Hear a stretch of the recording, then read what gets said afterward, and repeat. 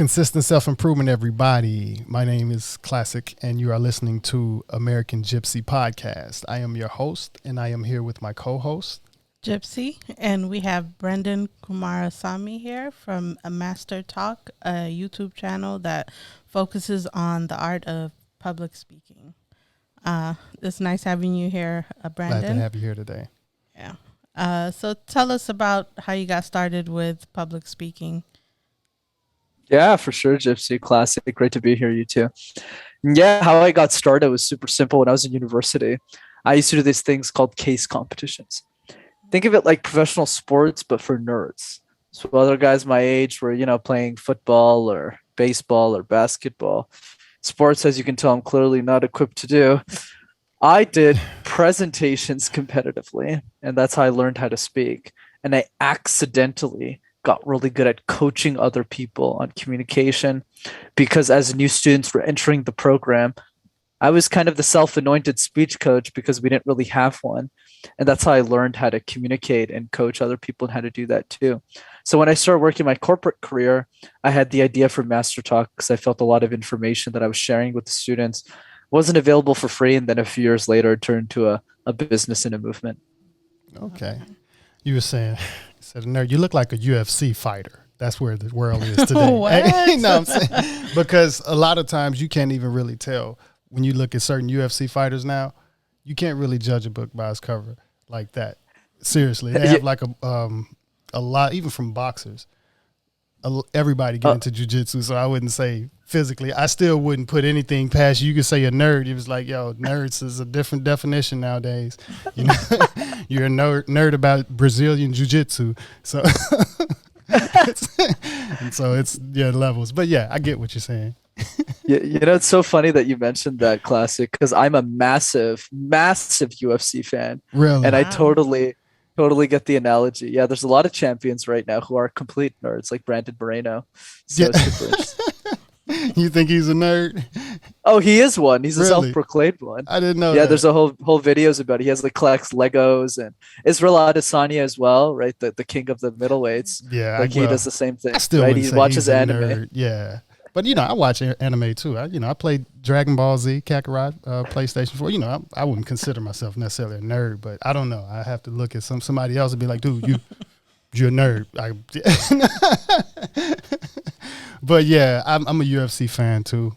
Rashad Evans was one of the fighters that got me into watching UFC. And, at first it was like, we talked about it a little bit before. And like I said, it took me a little bit to get into it, but, out of the respect for the fighters and everything, that's kind of what made me respect it and watch it a little more and be able to stomach it. And now I see, I love it, MMA. But I'm not trained or anything. And Me neither. yeah. But yeah, so I guess to kind of, since where you are, tell us a little bit about yourself, where you're from, and because that's kind of what I like as well. I like to find that part out about some people, and then we still, talk more about what you do as well. But I'm interested in where you're from and kind of how you came up a little bit. Yeah, absolutely, Classic. Happy to. So I grew up in a city called Montreal in Canada. And for those who don't know, and this is where I still live, by the way, even if I fly a lot to the US, like I was in New York just yesterday. I was in Miami a few weeks ago as well. So I'm definitely all around, but Montreal is definitely my home base. And for those who don't know, in Montreal, you need to know how to speak French. So that's where I guess I didn't know that. Do you speak French? I do. Okay. I do. Okay.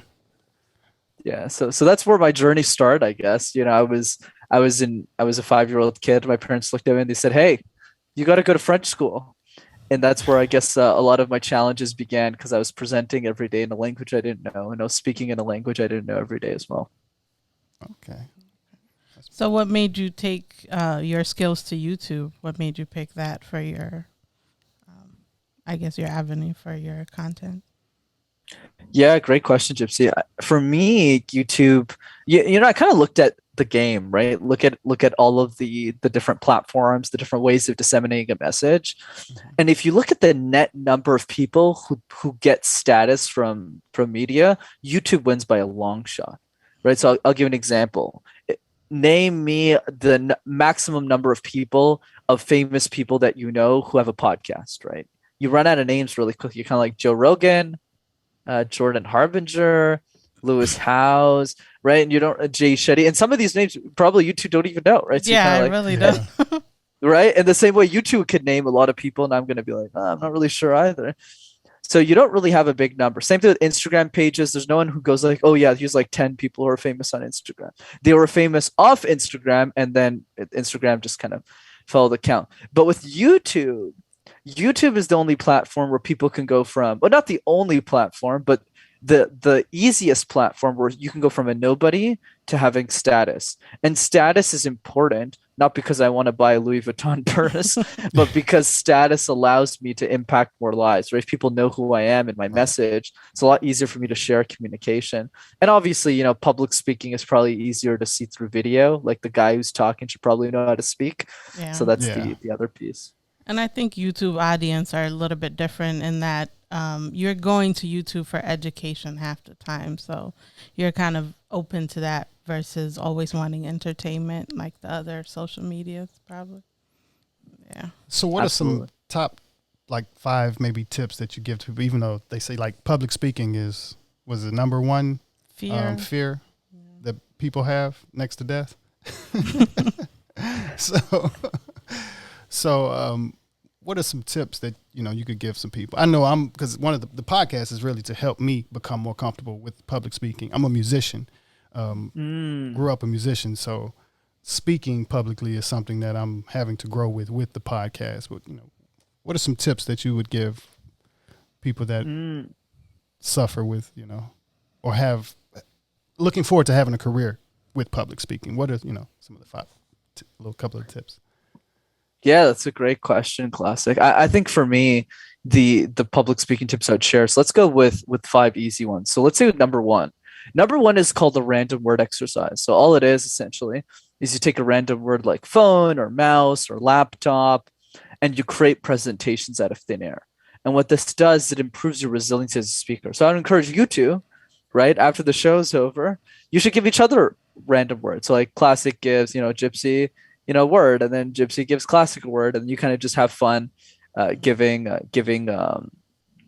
each other these random words and doing these presentations. That would be my first tip. It's the easiest thing to do on your own, and it yields a lot of great results, because if you can talk about nonsense for a minute, when you go back into your subject matter expertise, it becomes a lot easier to digest. Okay. You have any tips for like overthinkers? Like, I feel like I'm an overthinker sometimes when I'm talking, and I don't know if that's a common thing, but any tips on that? Yeah, for sure. I would say for overthinking, it's always about understanding the root problem, right, gypC? So why do we overthink? Because we're afraid that we make a mistake in the delivery of our message. Oh, I might have missed this detail or that detail or this, and then what happens is if we overthink too much, we actually don't end up sharing the message at all, which is generally the most common problem. So I would reframe that a bit differently. I would say, what is the cost, right? What is the cost of us overthinking?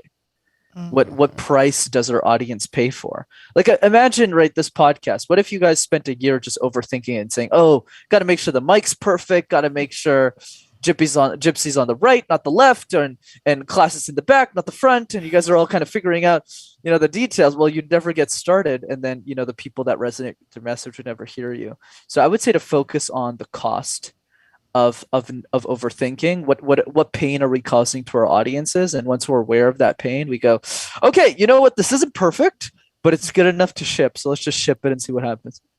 Gotcha. I think that's what I do with the YouTube too. Like, I wasn't necessarily like all the way comfortable with the camera before I started the YouTube. I was just like, I'm going to practice on air or, you know, by just doing more videos all the time. And same with the podcast. It's like, we're just going to practice as we go. Cause I'm a, web developer by day. So like, I'm not used to public speaking all the time. So this is kind of new to me. So it's, you know, I'm just developing the skill as we go with the show. I've definitely seen a new person bloom from her as she does more public speaking and get into the YouTube stuff, because she's, you know, known to a lot of people to be quiet. but to watch her, talk more into the camera and to watch it, and I've seen her grow and her confidence grow with public speaking. So, do you do like workshops or like courses or anything like that to help, or one-on-ones with people or things like that? Yeah, for sure. I would say for 95% of people are listening, definitely my YouTube channel is always the best place to go. It's free. People can check out the resources, have fun with it, and enjoy. And then I would say for around 5% of the audience, it's going to be, mostly coaching services. So we do a lot of group coaching for people who want to get better at speaking. We have different programs for that. Okay. So what are would you say the main don'ts when speaking? What to not do? Yeah, you know what I would say, classic. Going back to the first question, what are some speaking tips that we can do? I think focusing on the do's make more sense, the reason is because there's so much negativity around public speaking. We see it like a chore, right? And the reason we see it like a chore is because every presentation we begin in our lives, we're mandatory. We don't wake up one morning and go, "Hey, classic gypC, you want to get breakfast and present all day?" Nobody really. We're close to it, but we're not. Right. No one really does that, right? So I definitely think focusing on the positive really helps. So the first one is the random word exercise. And I guarantee you, just doing that 5 times a day, 5 minutes a day, will really change the game for you in communication. The second tip I would give is around the idea that public speaking is a lot like a jigsaw puzzle. You guys know a jigsaw puzzle? Those puzzle pieces you used to do as kids, kind of put them together, right? Some of us still do them. So when we think about jigsaw puzzles, one question that's more of a rhetorical one is, if you were working on a jigsaw puzzle, which pieces would you start with first? And most people, they tend to answer the edges, right? And the reason they answer the edges is because, well, wait a second, those edge pieces are easier to find. Because if you go in the box, you can see all those corners, right? So put the edges together and then work your way into the middle. But here's the thing. In public speaking, we don't do that. We do the opposite. We start with the middle first. We start shoving a bunch of content like this into our presentation. We get to the keynote or the workshop and it sounds like this. We ramble throughout the whole thing. Then we get to the last slide and it goes, thanks. Not the best way to prepare. I do that a lot. It's like I prepare a lot when I'm doing presentation, and when I get to it, I go through it really fast. And I'm like, why did I do that? But I don't know. That's just one of the things I do. But those are some great tips that I'm definitely going to take into consideration. Definitely the presentation thing. I could see us doing that for fun. Absolutely. Right. And then the tip around that, and I'm glad you resonated with that, you two, is now the trick is, how do you practice for next time? Practice your presentations like a jigsaw puzzle, right? Start with the edges first. So for example, for your podcast, what you can do is practice just the intro and the outro. Okay. So just like practice the intro, like when you intro a guest and say, how do we make this better? And do the same thing with the outro. And then after you do 50 times the same guest, you just keep practicing the intro. You'll get so good at introducing guests that when somebody comes on your show next time, you introduce them, they'll go like, holy moly, geez, what kind of show is this? I got to tell my friends about this one. So that's a good way to practice. Definitely. It's funny that as I thought about it today, when I introduce, I usually say that you're now listening first. You're now listening to American gypC Podcast. I am your host, Classic. And today I ended up saying I am Classic first, and then said you're now listening to. Yeah, she even noticed it, and I'm like, I wonder. That was, I guess, not sure what that was. Practice. Yeah, I got to get it back the other way though. Yeah. What about for like and uhs? Like, is there any tips to kind of? I know that's something that almost everyone struggles with unless they practice public speaking. Are there anything that people can do to fix that? Oh yeah, absolutely, gypC. There's definitely a process that I show in my YouTube video, but I'll kind of give the simplified one on this podcast so it's easier for people to implement. The first question we need to ask ourselves is, why do we say filler words to begin with? Okay. The reason we say filler words to begin with is because we forget what we want to say next. So let's say I'm speaking, blah, blah, blah, blah, blah, and I forget what I want to say. Let's say I get asked a question. I go, So we save filler words to buy time, to buy ourselves time to speak. But the trick is that the best speakers in the world still buy the same amount of time, but they replace their filler words with nothing. Absolutely nothing. So if I get asked a question, instead of going, I just do this. That's a great point, gypC. Thanks for that, classics. Let me answer it now. So notice what I did there. I replaced the filler word with nothing. So that's the strategies. You take out all your filler words, and every time you forget what you want to say next, instead of saying an or just say absolutely nothing. I think that's going to take some Takes me back. practice, I think about the Kanye and Joe Rogan interview when Kanye was just quiet. And then he said, I just said a prayer. I was like, I'm going to use that next time. It was like a long, awkward silence that he was just sitting there. They was just like, he was thinking. And the only thing he said next was, I just said a prayer. And but yeah, that's definitely food for thought. And it feels good to get these tips. And your voice, you do have a nice voice. Your pronunciation, your speech is very good. I hear it very well. So I just wanted to say it myself. Yeah. Thanks, you too. It takes time, right? I wasn't born with this voice. You got to practice it, practice, right? Yeah. And that's the truth. So do you have any types of tips like for someone training kids? Like if the kid is a child is first learning to speak, do you have tips to kind of train them from when they're first starting to speak to catch it early and begin? Yeah, wonderful question. Yeah. Never thought I'd get asked that on this podcast, which I love. So what I would say is for the kids, I actually do coach kids. It's kind of more of a passion project I do with my clients as kids. And the reason is to help me make better YouTube videos. So I definitely have a couple of answers that I give them that I'm happy to give here. So the first thing that we need to do is whenever we do a topic in school, one of the issues I see in the education system is we don't let our children pick the topic. So it's never, hey, Johnny, what do you want to speak about? Do you like music, classic? Let's have you give a music presentation. No, it's, yeah, classic. Could you do a presentation on Shakespeare, please? And you're like, shake who? Shake what? What are we shaking here? I don't understand. Right? So like we don't get to pick the topic. Something so of course I'm sorry. Go ahead. No, please, I was just saying something. You're saying the topic, something that you're confident in, that they don't give you something. Or even better, that you remotely care about. Right? Yeah. So like it's just like if you don't care about Shakespeare, you're not going to put in. I mean, I'm sure Shakespeare's a good guy, right? Or a gal, I'm not sure. But anyways, the point I want to drive is like when you're doing a topic that you really care about, it's a lot easier. So one thing I do with the kiddos is I have them take ownership. I go, Billy, what do you like to do? And they go, soccer. I love soccer. And I was like, make a presentation on soccer. I don't care. What matters is like that you care about it. That's the first piece. Another piece that parents can do or educators can do with children is whenever a kid wants something, force them to argue for it. So instead of giving it to them, even if it's as simple as a chocolate bar, what I'm going to have my kids do when I have them in like a decade is I'm going to literally force them to make a presentation on why I should buy them that, why it's worth my money. So if they're not willing to do the presentation, it means they don't care enough to have that thing. And then for the big video game that they'll want, they'll make the presentation. So it'll help them articulate and debate ideas. That's the second one. And then the third tip is simple. Do the random word exercise that I was alluding to earlier with nieces and nephews and kids. Easy. Presentation.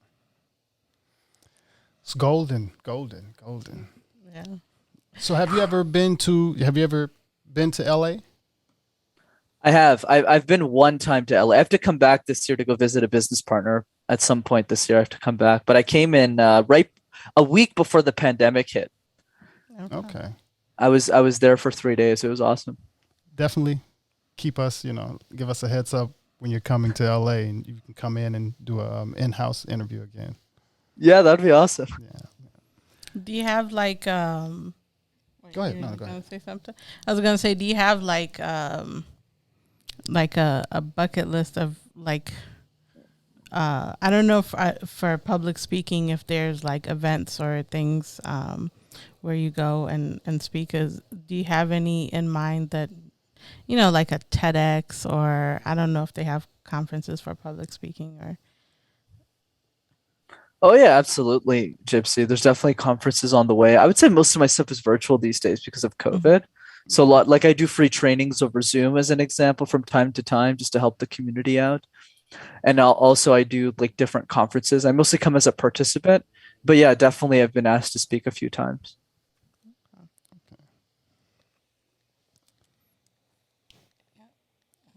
Yeah, I don't have too many other questions other than asking about Canada. I know, right?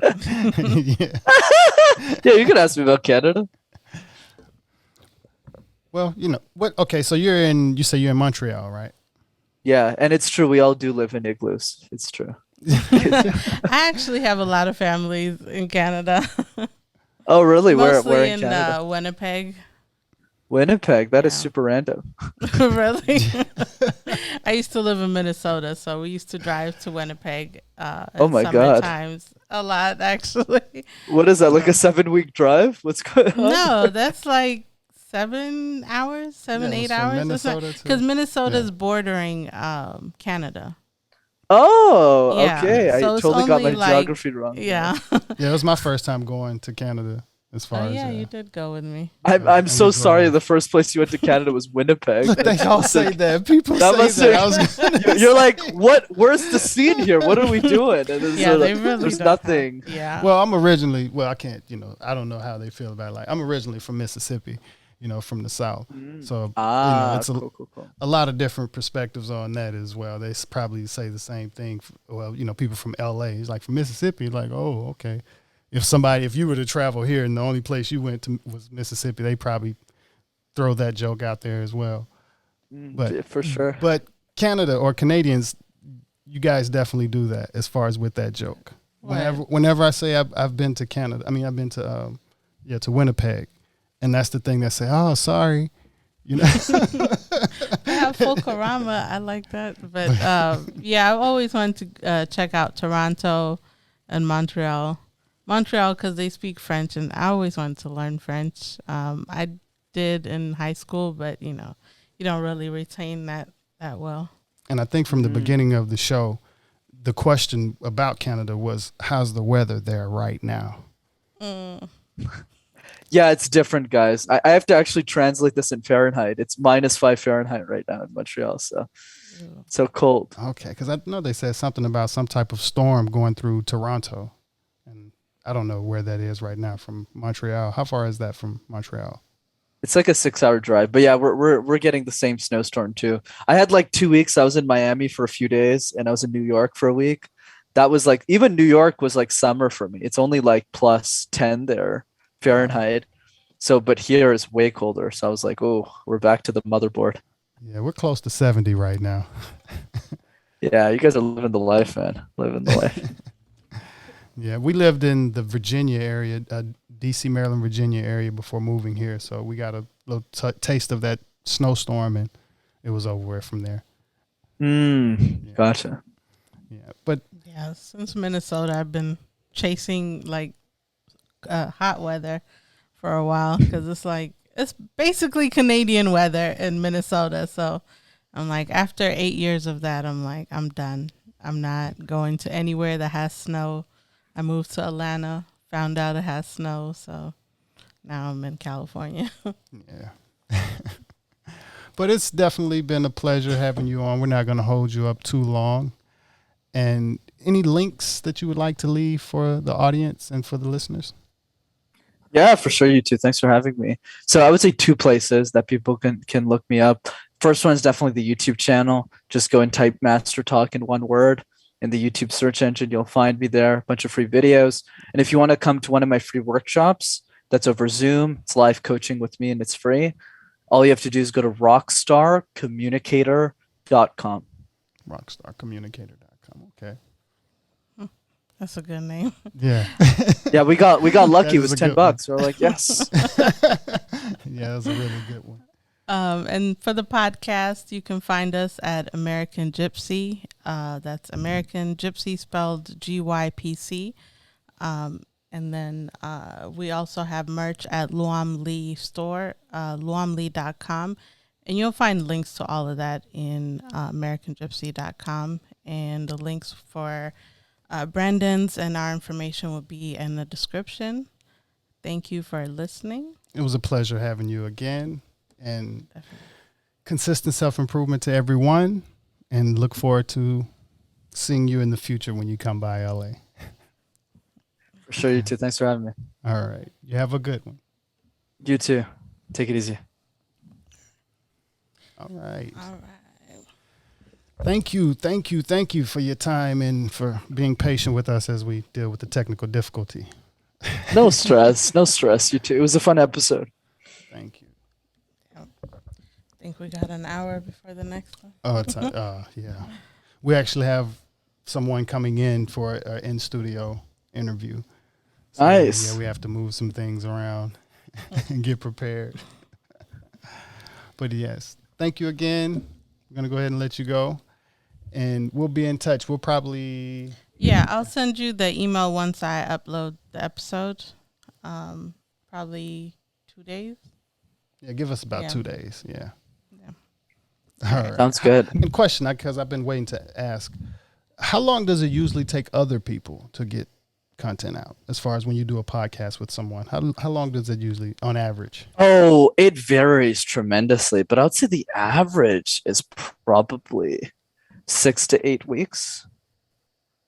That's the average, but it really varies. Some people, like, I'm on their show and it takes like 6 to 8 months for it to come out. Really depends. Really depends on the show. Wow. Okay. Yeah. Okay.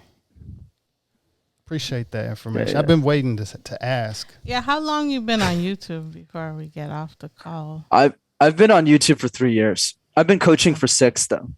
Okay. But I've been on the platform for like 3 years. Yeah. Okay. Yeah, YouTube. It's tough growing the audience. Like, YouTube's tough. yeah. I invest a lot of money into my YouTube channel. Yeah. Okay. And that's what I'm just starting out to do. Yeah. We're Ads and stuff. season 2 jumped in quick, but it's moving. There you go. Yeah. Well, all right. Appreciate your info, and we'll be in touch.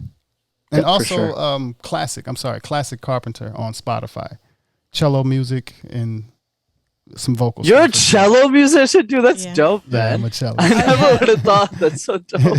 Yeah, he plays. There's a few videos on the YouTube of his cello. Yeah, stuff. I'll check it out, bro. I'll check it out right now, actually. All right. You have a good one. You too. You too. Take care.